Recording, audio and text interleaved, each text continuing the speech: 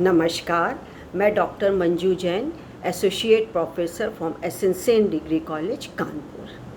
मैं पिछले कई महीने से मैं और आप नामक शीर्षक के अंतर्गत यूथ टेंशन, युवा तनाव और उससे निजात यानी उससे रेमेडी कैसे मिले, इसके बारे में कुछ टिप्स दे रही हूँ।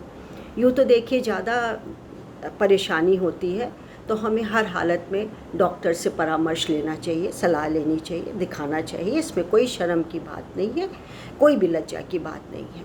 लेकिन मैं ये कहती हूँ कि उसके पहले यदि आप छोटे मोटे आप उपाय कर लें तो आप इस बड़े संकट से, इस तनाव से, इस फ्रस्ट्रेशन से, इस अवसाद से छुट्टी पा जाएंगे और आपको शायद मेडिसिन भी ना लेना पड़े और आप अपने आप को गुड फील करेंगे। तो मैंने कई टिप्स आपको बताए थे, लेकिन आज मैं बता रही हूँ वो भी बहुत संक्षेप में कि यदि आपने बीए कर लिया हो, एमए कर लिया हो, आप खाली बैठे हों तो अपने सब्जेक्ट से संबंधित लाइक जैसे जूलॉजी है, एमएससी किया है तो केमिस्ट्री है, मैथ्स है या अन्य कोई भी फिज़िक्स केमिस्ट्री हो या आर्ट सब्जेक्ट हो, पॉलिटिकल साइंस हो, सोशलॉजी हो, हिंदी हो, लिटरेचर का कोई हो, तो आप उससे जुड़ी हुई अपने जुड़े हुए विषय को लेकर के आप या तो घर में ट्यूशन ले सकते हैं या बाहर किसी कोचिंग सेंटर से जुड़ाव करके आप वहाँ भी अपनी बात को, अपने सब्जेक्ट्स के बारे में लोगों को जानकारी दे सकते हैं। यानी एक कोचिंग की तरीके से आप ट्यूशन ले रहे हैं, चाहे घर में ले रहे हैं चाहे बाहर रह जाए हैं। तो क्या इससे फ़ायदा होता है? देखिए, आपका अतिरिक्त समय जिसमें आप कुछ नहीं करते, अक्सर हम लोग होता है आज मन नहीं कर रहा या फालतू भी बैठे हुए हैं तो बस मोबाइल में या टीवी में देखते रहते हैं। मैं ये नहीं कह रही कि आप मोबाइल की खबरें ना पढ़ें या मोबाइल से ना जुड़िए, लेकिन एक ख़ास वक्त तक आधे घंटे, पौन घंटे आपको जिसको जवाब सवाल करना है या किसी को आपको मैसेज भेजना है, किसी का इम्पोर्टेंट मैसेज आपको पढ़ना है, तो नेचुरली आप मोबाइल से जुड़ेंगे ही। या टीवी में न्यूज़ चैनल लगा करके या अच्छे अच्छे चैनल लगा करके आपको जानकारी हासिल करनी ही है। तो इसी तरीके से मैं ये कहती हूँ कि टीवी, मोबाइल आप देखें, एक लिमिट समय, एक समय बांध लें और उसके अंतर्गत आप जानकारी लेकर के जो अतिरिक्त समय बचता है आप घर में ही 4 बच्चों को, 6 बच्चों को एक कमरे में जितने बच्चे आ सकते हैं उसमें आप जो भी आपका इंटरेस्टिंग सब्जेक्ट हो आप उसको पढ़ा सकते हैं। बाहर रहने की बात हुई कि बाहर आप कोचिंग सेंटर से, उसके मालिक से या स्वयं आप मालिक बन सकते हैं, आप खोल सकते हैं, या नहीं खोल रहे हैं तो आप वहाँ पर उनके संस्थापक से, संचालक से आप अपने सब्जेक्ट के बारे में बता सकते हैं, अपना बायोडाटा दे सकते हैं और आप मज़े से लोगों को अपना सब्जेक्ट का ज्ञान दे सकते हैं। तो इससे क्या है कि आपका कितने फ़ायदे हैं, इसमें आपका समय भी गुजरा और आपका जो ज्ञान आपने इतने दिनों तक, 15 वर्ष तक, 17 वर्ष तक एमएससी करना, बीएससी करने के बाद आपने इतना ज्ञान जो बटोरा है वो व्यर्थ नहीं जा रहा है। अब क्या है, नए नए आपकी पुस्तकें आए दिन आती हैं, नए रिसर्चेस होते हैं, नई आपके सामने बातें आती हैं, न्यूज़पेपर में आती हैं कि ये खोज हुई, ये खोजबीन हो रही है या ये काम चल रहा है। तो आप क्या है, अपने सब्जेक्ट से या अतिरिक्त आपकी नॉलेज जो है वो बढ़ती है और आपके जो इतने दिनों से आपने किताबें पढ़ी हैं, एग्ज़ाम दिया है, एग्ज़ाम को क्वालिफाई किया है, तो वो बेकार नहीं जाएगा। आप वही ज्ञान तो दे रहे हैं और उससे जुड़ी हुई जो लेटेस्ट जानकारियां हैं वो आप तो न्यूज़पेपर से या न्यूज़ चैनल से या उससे क्या कहते हैं, टीवी के माध्यम से आप ज्ञान भर रहे हैं, उसी ज्ञान को आप दूसरों को दे रहे हैं। तो आपका समय बचा, मतलब अतिरिक्त समय का यूज़ हुआ, आप इधर उधर भटकने से बच गए, आपको अतिरिक्त ज्ञान आप में आया, आप और खोज करते हैं, आपकी स्किल पावर बहुत ज़्यादा स्ट्रॉन्ग हो जाती है और इस स्ट्रॉन्ग के चलते जब आपके सब्जेक्ट में बच्चा अव्वल नंबर से पास होता है तो जितनी खुशी एक शिक्षक को मिलती है वो किसी और को नहीं मिलती। यानी माँ बाप और शिक्षक को जितनी खुशी मिलती है वो दुनिया में अन्य किसी को भी नहीं मिलती। तो आपको तो खुशी मिली ही, आपका आत्मविश्वास और बढ़ा और इससे बच्चों का भी आत्मविश्वास मनोबल घटेगा नहीं और बढ़ेगा।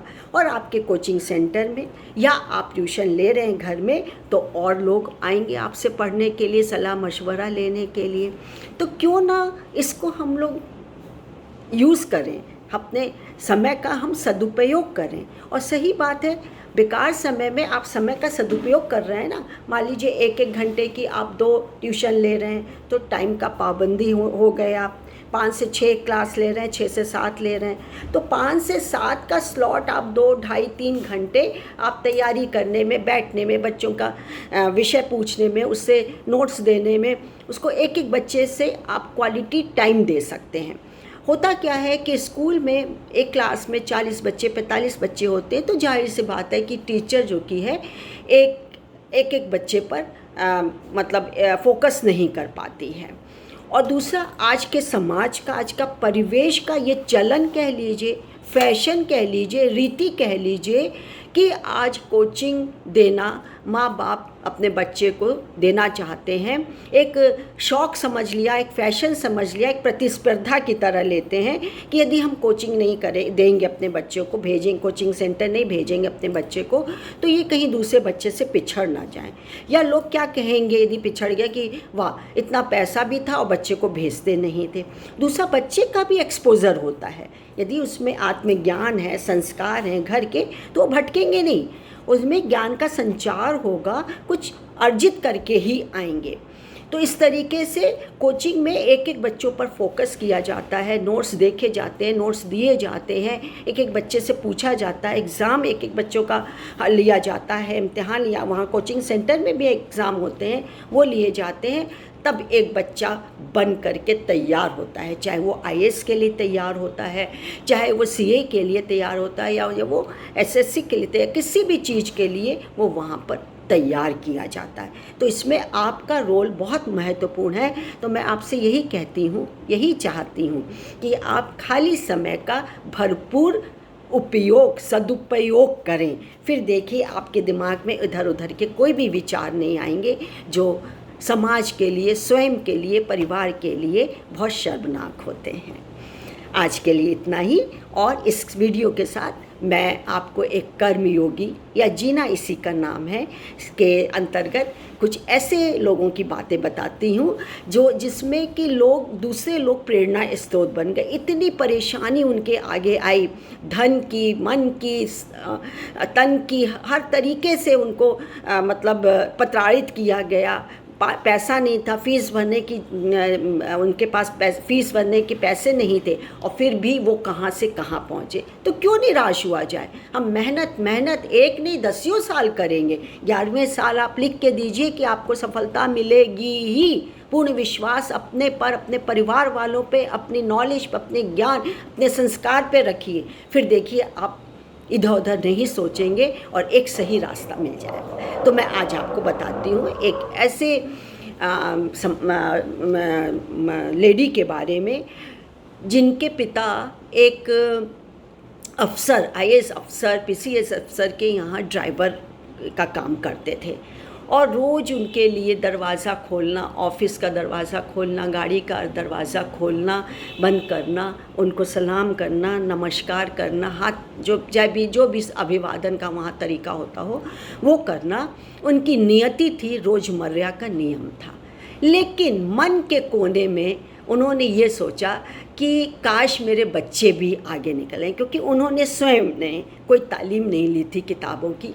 बस वो एक नौकरी करते थे जिसमें से कि बस खा पी लेते थे, बच्चों की फ़ीस भरने के लिए भी अतिरिक्त पैसा नहीं था। और मन में ये चलता रहता था उनके कि मेरे बच्चे भी ऐसे बने कि उनके लिए कोई दरवाज़ा खोले, बंद करे, उनको भी सलाम करे, उनके भी उनका आदर सत्कार करे।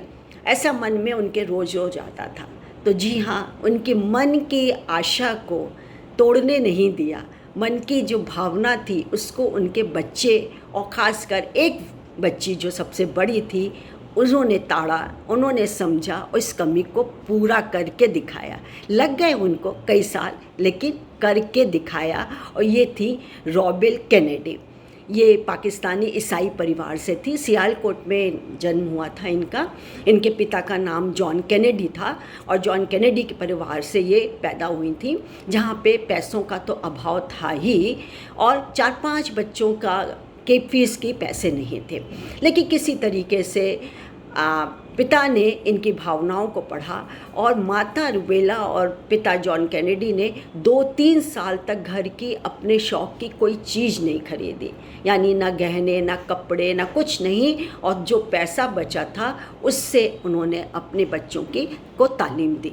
इस तालीम में जो बड़ी बेटी थी राबेल केनेडी, वो आगे बढ़ी और उन्होंने सियालकोट के ही कॉलेज से, स्कूल से इन्होंने मैट्रिक किया और ये पढ़ने में बहुत तेज़ थी और इतनी ज़्यादा थी। इस कॉन्वेंट मैरी स्कूल में जब एडमिशन हुआ और इतनी अच्छे नंबरों से जब ये पास हुई तो वहाँ के ही टीचर ने, प्रिंसिपल ने इनके अन्य छोटे भाई बहनों की फ़ीस भी आधी कर दी। बहुत ऊंची बात है, मेरे तो रोए खड़े हो जाते इस बात पे। बहुत ऊंची बात थी और बहुत सहायता की वहाँ के जो प्रिंसिपल थे और टीचर्स थे।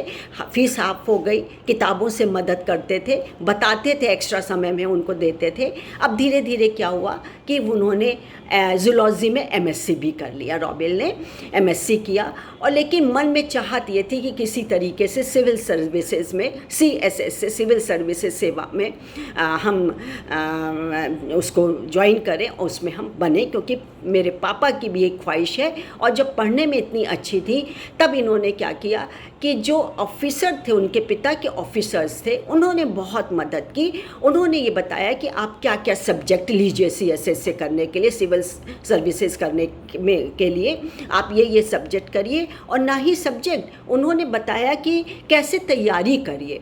तो इससे ये बहुत मजबूती उनमें आई, उत्साह हुआ, आत्मविश्वास बढ़ा और पूरे जोश खरोश के साथ इन्होंने सीएसएस की परीक्षा दी। और जब रिज़ल्ट जिस दिन आना था तो उस दिन वेबसाइट में इनका दिल धड़क रहा था और वो ओवरलोडेड था और उन्हें अपना नाम नहीं दिख रहा था। लेकिन एक ऑफिसर का ही इनके पास फ़ोन आया कि आप जो कि पास हो गई हैं, बधाई हो। और पूरे मतलब घर में खुशियों की लहर दौड़ गई।